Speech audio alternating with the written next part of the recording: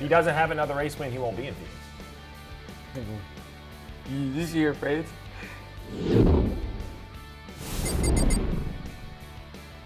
Hey race fans, welcome to Backseat Drivers. I am Alex Weaver, joined by Steve Letarte and Mamba Smith. Today we're going to break down everything from Talladega, which actually was a calm race. We went home with no really destroyed race cars. Surprised? You know, nothing surprised me at Talladega. That's the truth. Everybody says, what's it going to be like? I have no idea. Yeah, when I think it's going to be calm, they wreck. When I think it's going to be a wreck fest, they're calm. It was a good race. I know that. I was thoroughly entertained without the wrecks. I rarely ever need the wrecks, and I definitely didn't need them on Sunday. Yeah, no, I enjoy it. I think it's cool to watch these guys push each other so hard and keep the cars in control. I think that just shows how talented they are. I know we had one wreck early on, and you can obviously there's going to be bad pushes and people get sideways and stuff happens. But overall, it was great. Great weekend. Yeah, it was incredible to hear the drivers and teams talk about the drafting and who to, block, and it was insane. So remember to text Backseat to 31032 to agree or disagree with Mamba and Steve. You have to agree with me, so that's no choice. So disagree with the two of them. All right, let's get right into it. We are going to have 4 drivers who will not continue on to their quest of a NASCAR Cup Series championship following this weekend at the Roval. And we saw quite a bit of bubble trouble this weekend at Talladega. Austin Cindric was penalized on pit road, and Christopher Bell went for a spin down pit road. Byron is still in the process of appealing his points penalty for Texas, so I'm not even going to go there. But take a look at the Backseat Drivers point meter. The drivers in green are doing well on points, looking into the Roval, and will most likely advance to the round of 8. The drivers in yellow are doing okay, but nothing is set in stone for them yet. Then we have the drivers here with us in the back seat. They're in red. After Talladega, Bell, Bowman, Byron, and Cindric, say that 5 times fast, are all below the elimination line. So with that being said, 4 drivers will be out of the playoffs following the Roval. Steve, who are your 4 out on Sunday? Don't have a name that starts with a B. That's my suggestion. Bowman, I'd love to see him back in the race car. That's first and foremost for Bowman. If he is back, I still think advancement is going to be nearly impossible and must win. I have Bell out with the same situation. Must win. Byron, I'm going to assume the points don't move, and for that reason, I don't have him advancing. And then the tie at the cut line, I'm going to give to Austin Cindric. So that means Briscoe is out. 3 Bs are all out. Bowman, Briscoe, Byron, and Bell. Assuming everything you just said stays, especially the Byron thing, really, that's the real wild card because it flips it 25 That's points. a big penalty. And then it moves Suarez down, and he's above the elimination line by 12 points. So it's really a big factor. But let's say it stays the same. I'm doing the same thing, except I'm leaving Briscoe in. I think Briscoe beats Cindric, so it's Byron, Bell, Bowman, Cindric. Yeah. All right, well, we finally saw a playoff driver take the checkered flag at Talladega. Chase Elliott has locked himself into the round of 8 and can rest easy this week heading into the Charlotte Roval. I mean, that's a shame because Chase Elliott at the Roval, I've never heard that before. Here's what he had to say in Victory Lane at Talladega. Once I got clear of the 43, I just felt like that was my opportunity to win the race. I mean, I felt like I probably could have stayed on the bottom and had a solid finish, but to win the race, I felt like I had to get up and lead that top lane. I didn't really want to be in the top lane, to be honest with you, but Eric gave me a really good shove, really for that entire lap, really more than a lap, more like a lap and a half, I guess. And, I think he was probably waiting to get over here to make a move, and, fortunately for me and unfortunately for him, we all got broke apart, before that could happen. So I'm glad we did, but yeah, I was able to get by Ryan there and, be just far enough ahead to hold him off there at the line. Well, Chase Elliott told NASCAR's Chuck Bush that he was looking forward to the Roval this weekend, even if he didn't win. I bet he is. We've seen a few drivers go back-to-back with wins this year, so can Chase Elliott join them and go back-to-back with a win at the Roval? The first playoff driver, I just want to hint at that, to win in the playoffs. I'm shocked by that, Mamba, that it's the first one to get it done. Yeah, I mean, yes, like to normal standards. Yeah. Usually, our playoff field is stacked, but not with this car. This car has really leveled out the playing field, and some teams that were kind of nipping at it have won. Like Christopher Buescher has now won. Eric Jones won. Those guys being involved and having good runs towards the end of the regular season makes the playoffs a little different, and I love that. Can he? He definitely can. Will he? I don't know, because it's all ratcheted up. We're trying to get to this last round, and you're not going to let someone who's already won be in your way to advancing if he's in your way. So he's kind of in a weird spot because he's not usually overly aggressive, and I feel like once you win in, that helps you be more aggressive, and that's not really his style of racing. So we'll see. I don't know. That's the most non-committal answer I've ever heard in my life. Yeah. I don't know. So here's the thing. Any other road course, I think Chase would be the huge favorite because I think the win allows him to call the race correctly to try to win.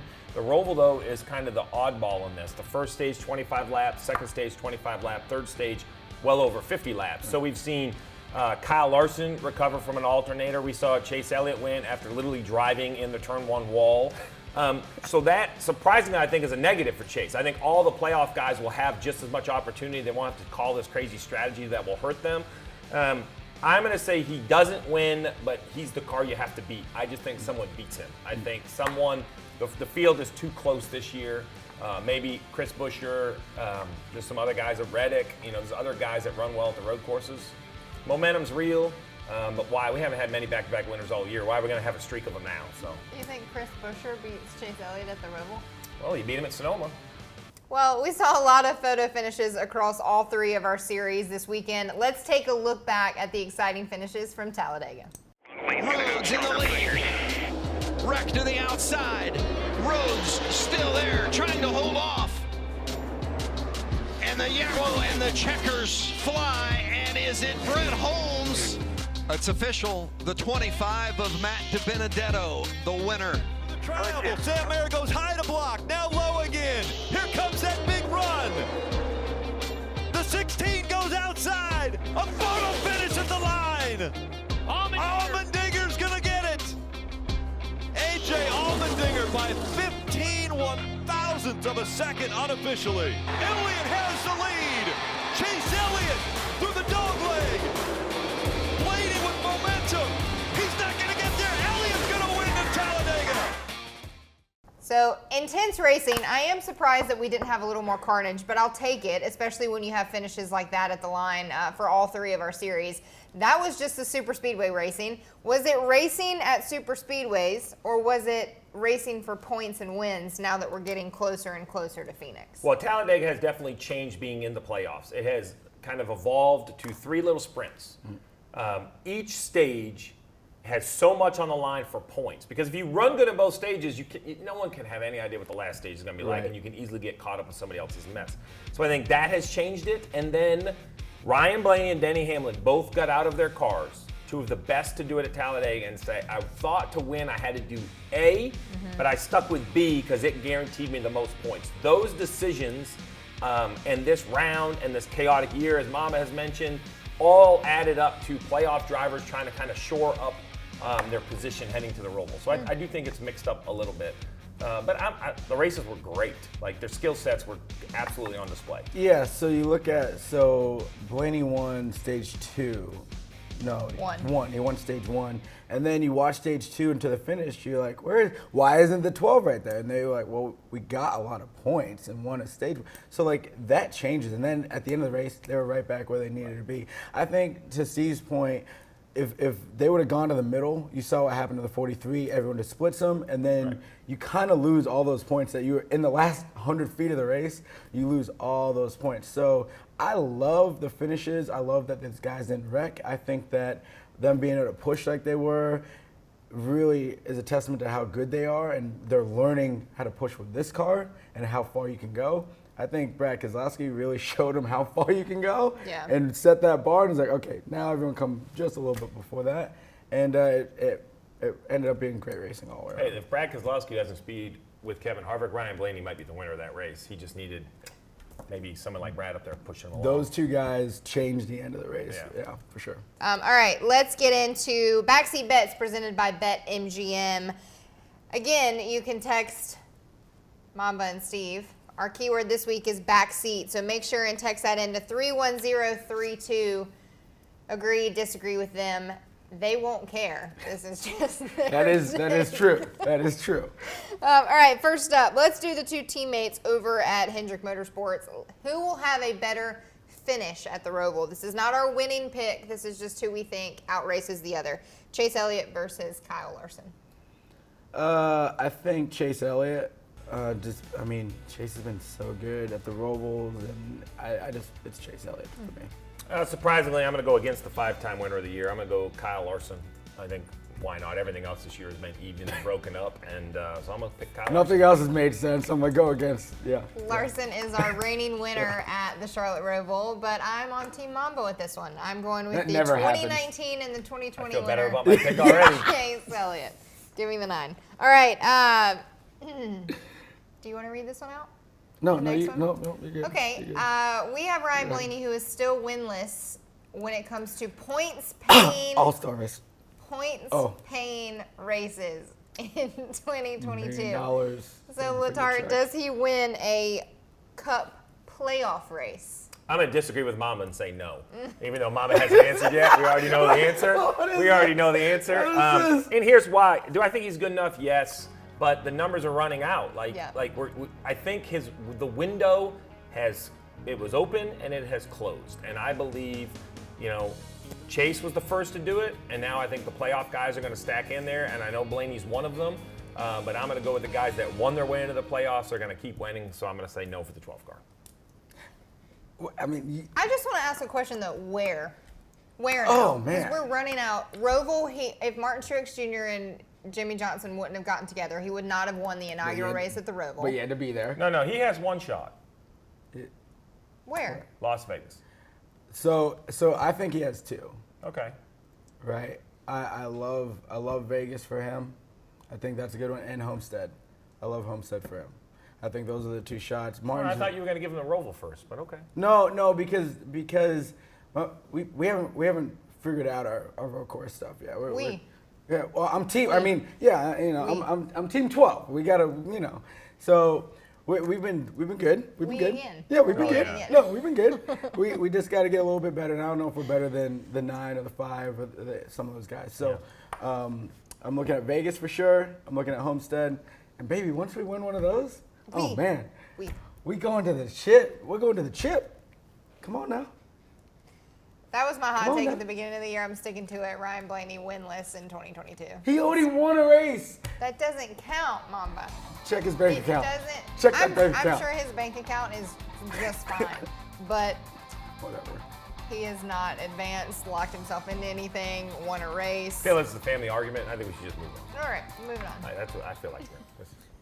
And last but not least here on these backseat bets, a question that I already know Mamba's answer to this one as well, but AJ Allmendinger will also be in the field. He is a road course ringer, no doubt, and has had success at the Charlotte Roval as well. So will he get his 4th straight Roval Xfinity win this weekend? That will be on Saturday. He'll be racing. Yeah, I mean, at this point, the only way AJ doesn't win is if they beat themselves, I feel like. And now he's got that win at Talladega. He's been trying to get a super speedway win, and momentum matters, and he's feeling pretty good. So you're going to have a hard time with that one. So it's a yes for you. Yeah, it's a yes for me. Okay. In bold, Sharpie, Yes, in permanent bold. ink, write it down. With the big Sharpie. Yeah. I like Yeah. it. I'm also going to go with yes.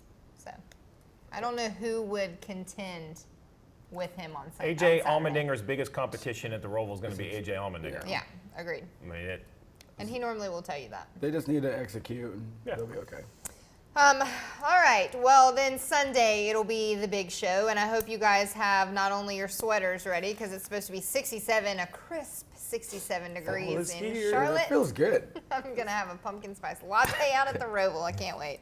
But also your calculators because the points. Keeping up with that and keeping it in track. It's a good thing we have Steve Latard. giving me a headache already. I haven't got there yet. Oh, boy. All right, so let's do our winning picks for Sunday. This can be playoff, non-playoff, Connor Daly. I don't care who you pick. Who's your winning pick? Steve, start with you. So I think that, I've been kind of looking at this all day. I really think it's Tyler Reddick again. I think we go back to a non-playoff eligible job. I know he started in the playoffs, but he's not in the playoffs anymore. I just think there's so much going on for the playoffs. You heard the radios at Talladega, so I do believe the playoffs are forefront, and it takes just a little edge off these guys, and that little edge has to be there to win. So I have Tyler Reddick. Why not? He's proven it to be quite the road course guy, so I think he shows up again at the Roval. Is that going to be your pick on Sunday too? No, probably not. Well, I can practice is Monday I can practice a qualifying before I pick on Sunday. He gets to throw it out here for practice and then wait for the speed chart and then throw a different If you want to know who my real pick is, just tune in Sunday on NBC, and I'll let you know who I thought was good in practice. But right now, midweek, it's Reddick. Literally. I think AJ is gonna sweep the weekend. After Indy, Indy was a tough one for him. His cool suit went out, and it seemed like they turned the corner. They were missing some things, and I think that their Cup road course stuff is back on point, and I think that he'll sweep the weekend. Well, I just want to wish everybody a merry off season and a happy Christmas, because I'm going with the 9 of Chase Elliott to get it done at the Roval. We'll hear 9 for the rest of the year. No. Oh, we won't. Well, she's Well, finally 9 off from Cindric winning. 9 is my Left champion. him real quick. So you know what's going to happen? Cindric's going to dominate the Roval, Yeah. and we're going to come in next week and be like, you lost faith. Oh, I He's gonna know. Rub it in your face. I know. All Yep. right, well, I'm still sticking with the 9. He's my championship pick. I will not pick him for another race win until Phoenix. Yeah, okay. Yeah, If he okay. doesn't have another race win, he won't be in Phoenix. You see your face? So be careful what you wish for. Uncle Steve just. But I won't pick him. Okay. Yeah. Well, hopefully you all have been tuning in to a race for the championship on USA. It's been a great show following these NASCAR Cup Series drivers throughout the 2022 season. Here is this week's sneak peek. The big question mark for Daniel Suarez is, can he win in the Cup Series? We have to keep pushing, Chris Buescher's putting the pressure on. and I'm preparing myself for war. Are you okay with conceding and finishing 8th, 10th, misdirection, right around and take the paycheck? I'm not going to do that. In this playoff format, winning is everything. Need to win right now is getting pretty high. We're kind of sitting in the danger zone. So make sure and catch that every Thursday night, including this Thursday night, 10 p.m. Eastern on USA. You also have something else to watch this Thursday as well. All 3 of us at the table will have some part of Corey LaJoie's Kickball Classic. Who's going to win, Mamba? You took home the championship, right? Yeah. I mean, well, last year I was on one team, and then I got traded for the championship round onto the championship team. So But you won. yeah, we won. Yeah. I was on Corey's team, and now I'm on Corey's team again. And I'm 6-time MVP of the Charlotte Go Kickball League. So we're gonna go get another one. Steve Letarte will also be a manager. I didn't know they had those in kickball, but we have I them. need some kind of coach. Your team, who are you going up against, though? I don't even know who's on my team yet. I'm Oh. hoping it's Mamba so I can manage his action. As long as I don't have to kick a ball or hurt myself, man, listen, telling other people how to do it, that's more my strong suit than actually going out there and that whole athletic. As long as it's not racing or golf, I'm more of a bench guy. I can't wait. I hope we have a DK, a designated kicker. that he can just come I in hope and it's kick all Ross the time. Chastain if he's the DK kid. Ross Chastain. Well, no, I hope it's Oh, Letarte. Letarte. I'm just saying, watching Ross play kickball last year was one of the highlights of my I actually year. think that's why Corey does this, because he likes to get all of the drivers out of the race car just to prove their athleticism to the rest of the world. Because he's Because the only they're one. athletes behind the wheel. Yeah, there's only a couple of them that can play like all sports, and Corey's one of them. Well, I will also be there, sideline reporting for you guys, bringing you all the action. You can tune in this Thursday night at 7:30 p.m. Eastern on NASCAR's channels. That will be the Celebrity Championship game of Corey LaJoie's Kickball Classic, raising money for a great charity. It was fun last year, so I'm excited to have a lot more fun this year. All right, well, make sure and then set your channels on NBC this Sunday for the Bank of America Roval 400 on Sunday at 2 p.m. Eastern. Steve Letarte will be on the call as well. NBC, we'll see you right back here next week in the backseat. Enjoy the Roval and happy Charlotte Week. This year, see more. The full field of in-car cameras.